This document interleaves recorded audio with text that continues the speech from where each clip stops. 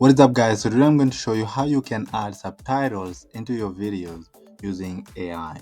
So the first thing you need to do is go over here to this tool called Abraia and open it, and then you can go over here to tools and click on add subtitles. You can go over here to add subtitles, and then it will ask you to log in.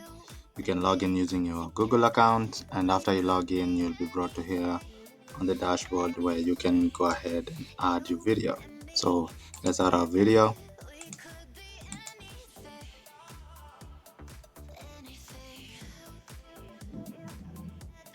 So right now the video has been uploaded. So this is our video. It's a video of me reviewing Leonardo.ai.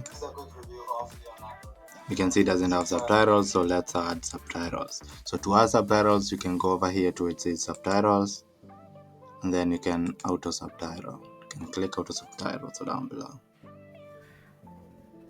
Perfect. So if the video is perfect, we can go over here to customize it in a style or font that we would like. So let's choose this one over here.